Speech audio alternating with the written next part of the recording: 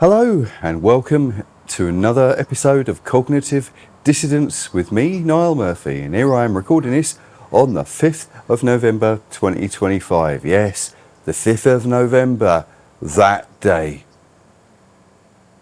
Yeah, couldn't resist that. Anyway, what was I going to talk about today? Yeah, here I am being all jolly. I shouldn't be all jolly, right, because it has been somewhat of a serious time, especially for you poor fuckers who are still stranded on that fucking miserable island up in the north of the world, you know.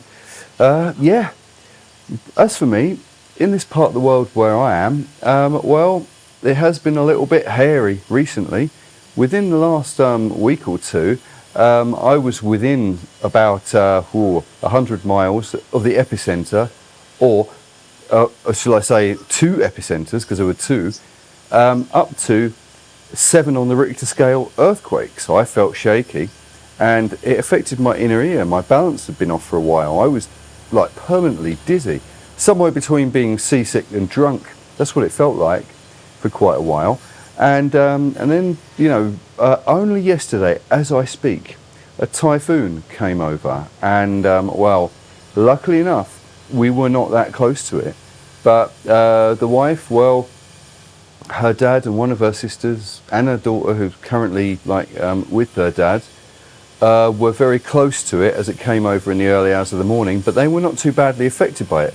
But her other two sisters, who happened to be in Cebu City, were pretty badly affected by it, or potentially badly affected by it, because I know that one of her sisters was all right because she was on higher ground, but then I wasn't so sure about her other sister.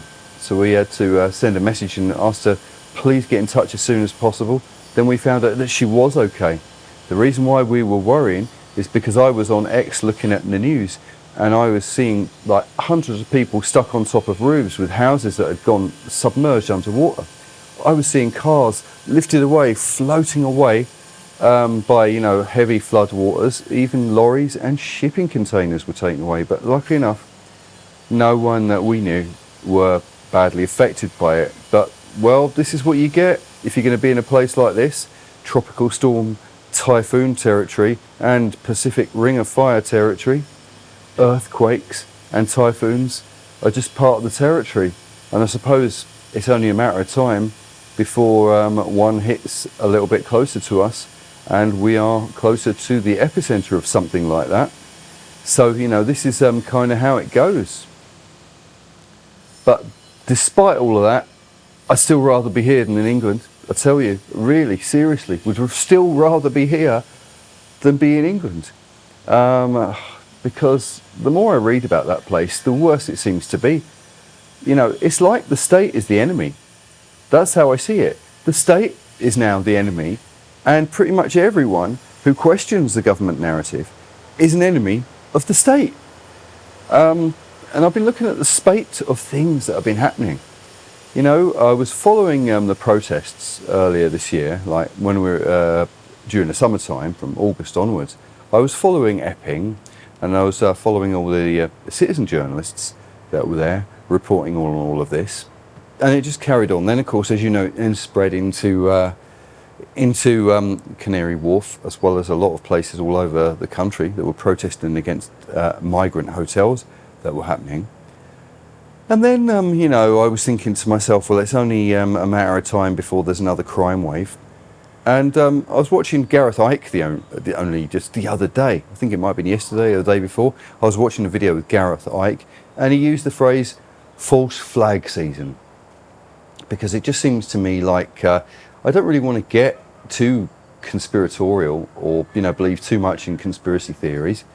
I can't dismiss that there is definitely a lot of things going on that look like they must be conspiracies. Then the timing of certain things does seem to me to be really weird, when the fact that, you know, you think first Keir Starmer comes along and announces ID cards. Immediately after he announces ID cards and half the country starts protesting against them, and there's nearly 3 million people who've signed the petition against it at the moment, then yeah, what Gareth Icke calls false flag season suddenly comes along. So it just so happens that some nutter attacks a synagogue, and then after someone attacks a synagogue, there's you know, there's a migrant who goes on a bit of a stabbing spree in a suburban street in North Hillingdon near Uxbridge. A street that, as far as I can remember, back in the day, years ago, when I was delivering leaflets for a living, I probably delivered leaflets in that street myself, you know. And I knew someone who was in one of the streets not too far away from that at one point. So I know on the map exactly where that is. I could picture myself walking to that street from Uxbridge Station. You know, bit of a long walk, but I can picture that area, shall I say, you know, and that's the thing. So it's all a bit too close to the bone, and then immediately after something like that, there's some nutter on a stabbing spree. And from the people that I have seen, you know, who are responding to this, that sort of level of anger that is bubbling up now. The English now seem to be in, you know, you've still got your what to say, you've got your lefties, you've still got your bourgeois type who live in their little metropolitan bubbles, who are still trying to, you know, how can I say, milk an exhausted and well debunked narrative that there isn't anything to worry about. And I think that Elon Musk is right now when he's saying that the Shire is swarming with orcs. That's the impression I get from looking at what is happening in the UK. And people in the UK are saying, well, you know, apart from the fact that you have to deal with nutters who could just turn up at any time and fucking kill you, or, you know, worse things that could happen while still rendering you alive, you have no means of legally defending yourself in the UK. And if you were to attempt to defend yourself against someone like that, you'd probably get in trouble more than they would. Because it seems that the people who mean people harm in the UK are being used as a client group against the normal law-abiding citizens of the UK, who are being pretty much treated like enemy of the state if they go off script or off narrative. And then every now and then I get these videos that pop up on my YouTube feed where you get the gatekeepers pretending to be YouTubers going on about how we've got to deal with things like misinformation and disinformation, and they talk about Russian bots and stuff like that. Look, I'm so sick to death of being spoken to like that by these people. What do they think we are? Who do they think we are? Do you think that we are stupid? That we lack discernment? You see, I pretty much take everything I see with skepticism these days. If I want to know more about things, I'll look into them. If I see patterns, I'll recognise them. But then at the same time, I won't get caught up in the tribal stuff because it's not my nature to do so. I try to be more zoomed out, more bigger picture-y about things like this when I look at them. It's like back in the day when Brexit happened. I voted to leave the European Union, and then of course I lost a lot of friends. Well, I realised how undemocratic my fair weather friends were back then, and I still think that now. But what really concerns me is what must be going through their heads. What narratives are they being fed with? And when you talk about misinformation, I'm talking about state-sanctioned misinformation narrative that must be going through their heads to make them think that this is what I think, and this is the reasons why I did things. There was no report anywhere in the mainstream or no, how can I say, narratives that were being peddled in the mainstream whatsoever to give the reasoning for why I voted to leave the European Union. None whatsoever. My reason for doing it was decentralisation. Why does our government need another government to govern it? That was it. Too much top-heavy centralisation, too much of this kind of like Politburo bureaucracy above everything, faceless Politburo that's going on above. So voted to leave. We did leave, and then I realised that we got the same thing going on in the UK. It's just like a miniature EU. It's a miniature Politburo, a quangocracy. But we can't get a referendum to vote away the quangocracies, can we? No, because this is something that happened. And the only conclusion I could come to is that, yes, we voted to leave the European Union, but we couldn't trust our politicians nevertheless. And that's the trouble. So the next problem that we have is that we have politicians treating us like we are the enemies, like they never forgave us, you know, for that. They never forgave us for winning against them. And so now we are the enemies. And then, of course, over time, I looked into people like Tommy Robinson. And he's an interesting character. I know I spoke about him quite a bit recently. But in the last few weeks, one of the things that I've kind of noticed about him is how people from different political persuasions, from the left and the right, are criticising him for completely opposite things. And this is something that I find fascinating. Tommy Robinson, as you know, recently went to Israel. Now, the people on the right who don't like Israel, and there seem to be an increasing number of them happening now, as well as people on the left. You know, you've got the, what you call it, the, what I think of as the, on the left you've got the Greta Thunberg types who don't like Israel, right? And then on the right you've got people who are going in a certain direction like Nick Fuentes and Tucker Carlson. Now look, I mean, I'm not sure whether, of course, the regime in Israel, what I would call regime Israel, rather than just the Jews in general, or rather than the people of Israel, but let's call it regime Israel. I'm not sure whether that is a force for good or not, right? Because when you look at it, as I've said before, and I will say again, you've got the Knesset, who I think they're just a government. How they're any different from any other government? Well, governments are governments, that's what it comes down to. You can never be sure about them. You can never be sure about the state in any country, anywhere, to be a force for good. When it comes to intelligence organisations like Mossad, well, you've got the CIA, and of course you've got the one that started it all off, MI6. And I've decided, in that case, why don't I just get MI6, the CIA, Mossad, put them all together, take the first two letters of each of them, and rename them CMIMO. Yep, that's what we're going to call it. CMIMO, the triple-headed intelligence agency, which combined as a composite entity is probably the most sophisticated entity that exists anywhere in the world. Think of it as like 10 and 11 Downing Street, where there's an interlinking door between the two houses, right? But then imagine there's a third one, 12 Downing Street, or 9 Downing Street, and imagine they have interlinking doors linking 3 houses together, right? And then just imagine they're all one house.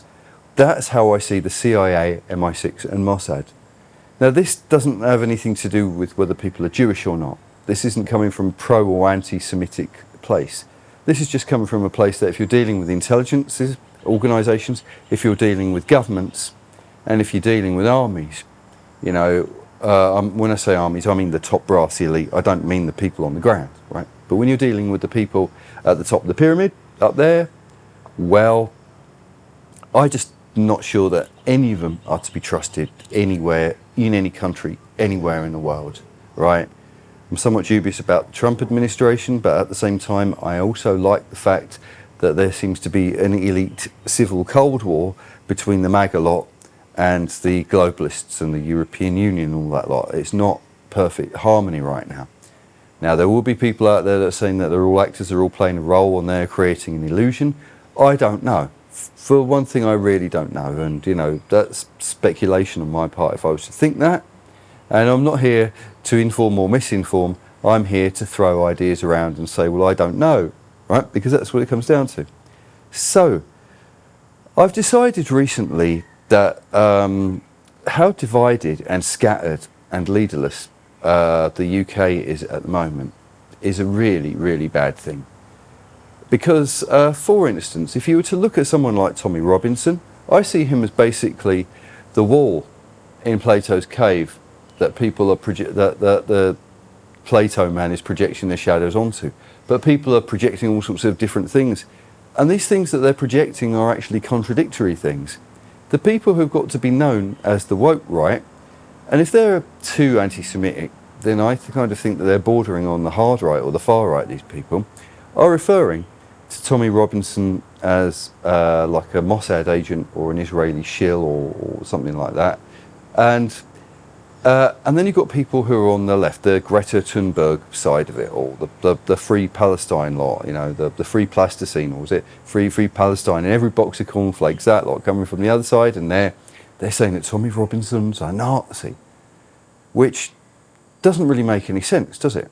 Because on one hand, if Tommy Robinson's a racist and a Nazi, and he's a Nazi in the traditional far-right sense, then the last place he would go to would be Israel, and the government wouldn't actually invite him over, you know, on a state visit as a friend of Israel if he was. On the other hand, you've got this lot over here that are saying that he's a an Israeli shill or a Mossad shill or something like that. Well, if he's an agent, I mean, you know, if he's an agent and an asset of the state, what sort of life is that?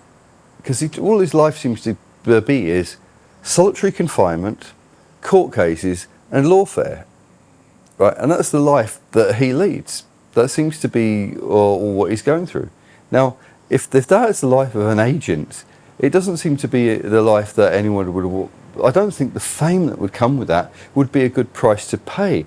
Put yourself in that situation. Would you want to be that sort of agent? Would you want to be the sort of person who goes from solitary confinement to lawfare that could basically get you banged up again to you know, the next set of trumped up charges, followed by the next set and the next set and the next set, followed by all of that, and then, you know, I don't know what to believe one way or the other. But one of the things that I did notice, and that was that yesterday he got acquitted by a judge because, of course, last year he was going to leave the UK. He was arrested under the Terrorism Act for no other reason except that he was Tommy Robinson. The judge who acquitted him said that the reason why he left him off is because it was unlawful that he was arrested under this act in the first place, because he was only arrested because of who he was and what his political beliefs were, and that wasn't lawful or legal or a good use of this legislation. The reason why he was done under the Terrorism Act and ended up in court in the first place was because he refused to give his PIN number to his phone to the police after being arrested under the Terrorism Act, which basically is illegal under that act, because he wanted to protect his sources. So you're not allowed the right of silence, you're not allowed to not comply if you're arrested under the Terrorism Act 2000 in the UK.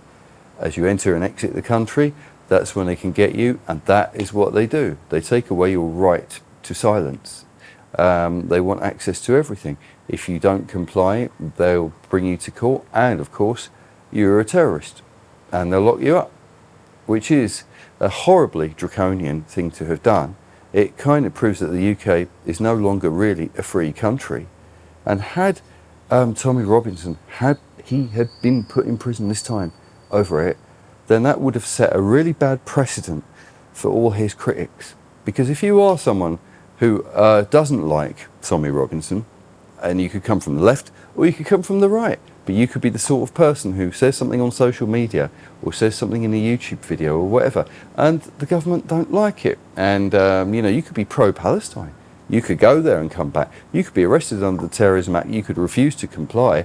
And because Tommy Robinson would have actually been a good, successful use of that legislation, setting a precedent in case law, anything that you would say would not be excused, because they could use that case law on top of the legislative law that they have against you. But by the fact that he was acquitted is actually a good thing for anyone. And I'm talking about even the lefties, the pro-Palestinian types. If you were going to go there and come back, and they wanted to, or you were part of Palestine Action even, say for instance, and you were a lefty or whatever, and they said it was a proscribed terrorist organisation, and you decided that you were going to go to Gaza or whatever, or you were going to go to Israel and you wouldn't go to the Arab bit, you know, the more Palestinian end of the quarter, if you like, of Jerusalem, to basically interview people to get their perspective. Doesn't matter what side you're on, the Jewish or the non-Jewish side in a case like this. You could be from the political left, but if you come back now, they could still try to detain you under the Terrorism Act, and you could not comply, and you get in trouble for not complying. But the, you know, how can I say, the His Majesty versus Tommy Robinson case, 4th of November 2025, would be something that you could use in your favour now. It sets a precedent in case law, I suppose. I can't be 100% sure because I am a layman, and I would argue that you would ask people like Stephen Barrett or the Black Belt barrister to confirm that. But it makes sense to me that the fact that he got acquitted is actually a good thing. Now, when he was over there, a lot of people on the right who were criticising him were saying that he was going through all these humiliation rituals with the the Speaker of the House in the Knesset, with a certain rabbi, and of course with a couple of women who interviewed him. I'm going to play these clips and then I'll come back. Will your leadership maintain the European, the Judeo-Christian values and the Western way of life that Europe enjoyed for so many years and the freedoms that we share? Or will they cave in? Because when the immigrants come in small numbers, they seek to assimilate. When they come in large numbers, they seek to dominate. The question is, who's stronger? Who will win? And will the Europeans manage to unite, to stand against the forces of radicalism and extremism and fundamentalism? 80 years ago, we have lost 6 million of our people. You have a 6 million of our people. Men, women, children, elders. We are a people that remembers. We don't forget.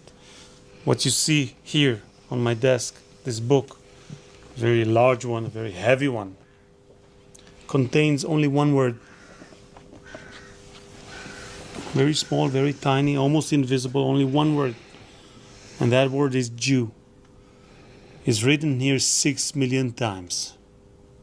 And when you hold it and you realize that every line represents your classroom, every few lines, the whole school, every page is a village, every few pages a town, it is only then that you realize what we, the Jewish people, have lost during the Holocaust and what it is that we fight for in our one and only Jewish state in our country.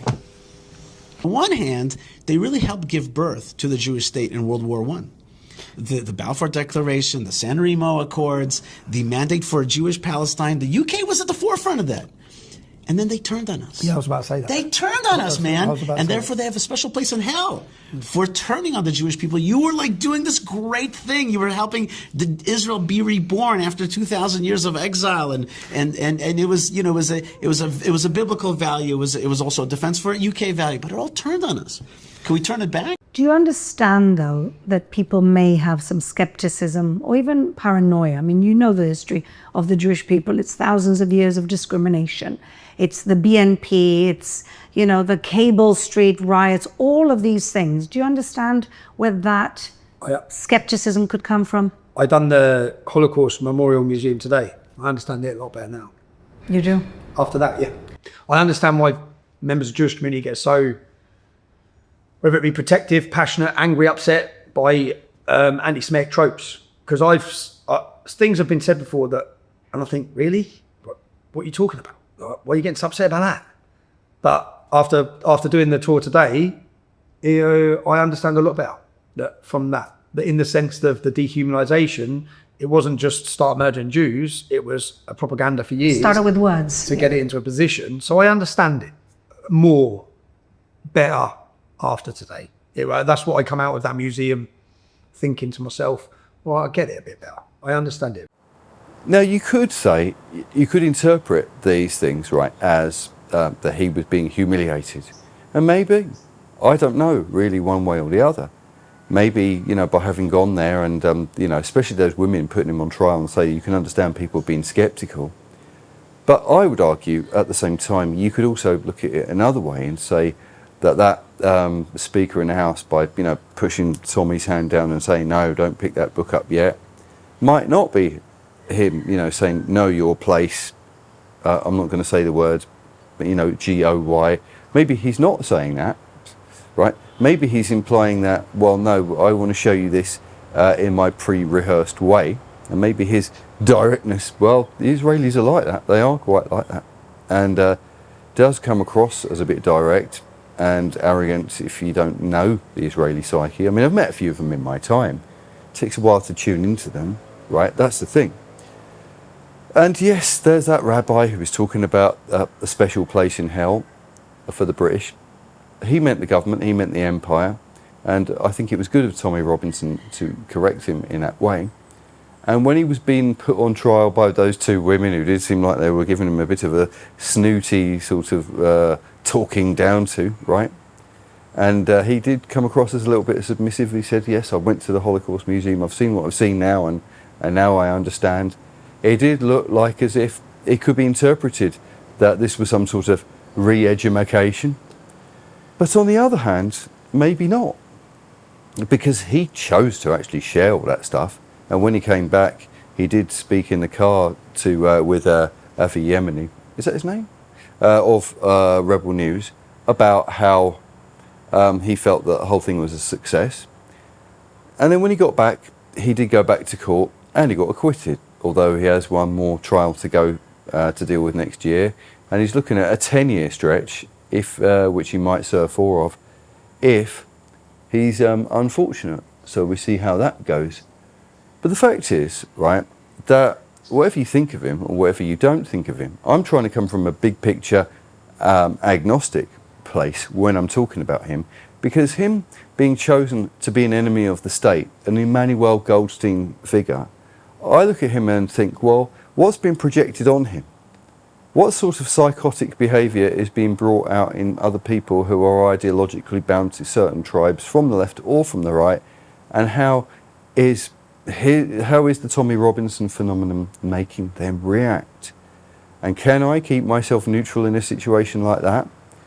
And one thing that I will say is, of course, is that for someone who has managed to rally a huge amount of people to come to a demonstration that turned out to be very peaceful and very well mannered, where there were no stabbings and there were no R wordings, and there was no litter dropped everywhere, and it was nowhere near as bad as the Notting Hill Carnival, you know. It wasn't that type of mostly peaceful, right? Well, the fact that he had managed to get a whole load of patriotic Brits together, as well as a diverse range of other people who don't allow themselves to be stuck on the lefty plantation or the lefty reservation, you know, because they've managed to see through it. The fact that he was able to rally that many people and that no one in the political classes is capable of doing it is a good thing, I think, because as a modern day Emmanuel Goldstein figure, which is kind of what I think that he is, my argument would be, as a potential Winston Smith, would be to not allow them to program me to hate him, because I don't think that would be a good thing. Likewise, I'm not his number one fanboy either. If I met him, I'd chat with him, of course. But at the same time, I don't know what is a distraction and what is not a distraction. It's just very, very hard to see. It's very, very hard to say. And I look at the state of the Western world. For anyone who can't leave the Western world, get out. And if anyone who is stuck there, or alternatively, for anyone who is brave enough or has it in them to stay there and fight, so to speak, you've got your work cut out. And, good on you and fair play to you if you are choosing to do that and you are being active in that sort of way. Good. If you can keep your mind, if you cannot get caught up in all this tribal stuff, even better. Because, this is what the world needs now. It needs people to be able to be discerning, to be able to be clear-headed and clear-thinking, to be able to not be caught up in all this tribal thinking. And I don't want to be caught up in this. This is one of the reasons why I kind of felt I had to distance myself from a friendship that I had recently. Well, I don't know if that friendship is over or just on ice for the time being. But one of the reasons why I kind of felt like I didn't want to get into an argument with someone who is basically coming from the lefty side of things is because I don't really want to be to be trapped in that, which then puts me on the right. By not having to have these conversations or arguments with these people who are keeping me trapped in that, I can basically float back above, look at the bigger picture, come from a more nuanced, more neutral, more non-ideological perspective. I don't want to be caught inside a framework where I'm arguing with someone, and if they're coming from a lefty perspective, it kind of puts me by default on the right. It's the same as being in a relationship with someone who behaves like a victim and uses victimhood as an attack weapon or a manipulation strategy. It kind of makes you play, so to speak, the abuser or the perpetrator role by default. You see what I mean? It's better to not be in the situations where you can be like that. And I wish to be ideologically neutral. It's like, you know, when I've spoken in the past, I've spoken about the Ken Wilber stuff. I forget what he calls it now, but there's these different colour gradings of paradigms that you go through. From the animal level to the tribal human, savage, to the more kind of, you know, civilized but pre-industrialized human, to the modern 20th century human, to the more post-modernist type of humans. He's got all these different colour gradings. I forget what he calls them now. And the two more recent ones is the green and the yellow. Is that right? No, sorry, the green and I think it might be the orange one, if I'm not mistaken. Right, I might be wrong about that.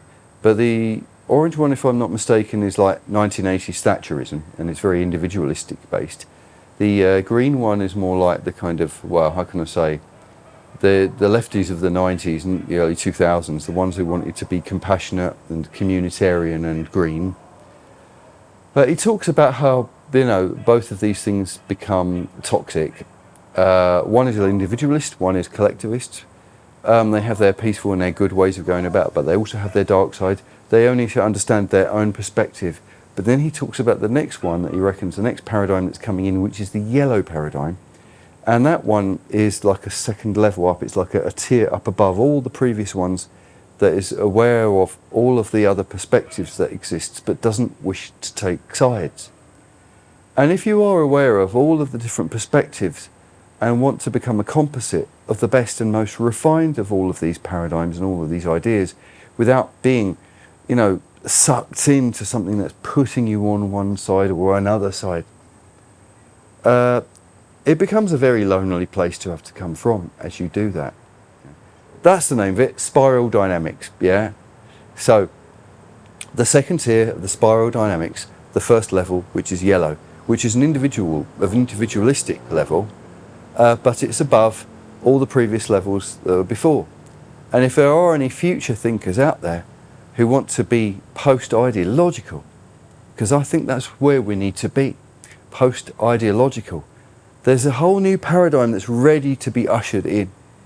And we have to get through this weird era of history, this fucked up era of history, where we have to fight the left and the right. And as we're going to see now, we're going to see the right become fragmented.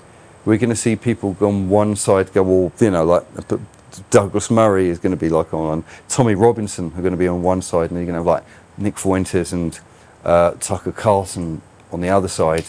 And they're going to disagree over things like Israel. That's a good example there, right? So you're going to see a split in that. The right will split off into factions, right? The left will still be like the Borg. Will they, at the moment, that's what they still come across as being, like the Borg.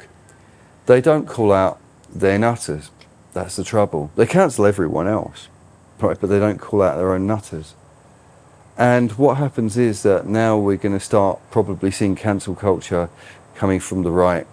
If the right fail to call out their own nutters, or maybe they'll do cancel culture on each other.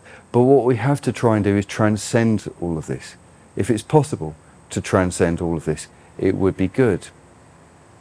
I don't know how we do it, but I do like the idea of trying to talk about it, try to open up the conversation and to think, where do we go from here? How can we get there?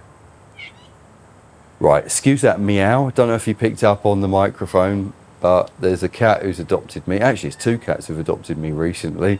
Oh no, he's coming to me now. Let's hope that he doesn't knock over the tripod. No, he's sitting there meowing in the distance. You probably hear him. Right, anyway, you know, it's a relentless cat. Anyway, I shall leave it at that. Never mind the cats. See you later, alligator. See you soon. Baboon.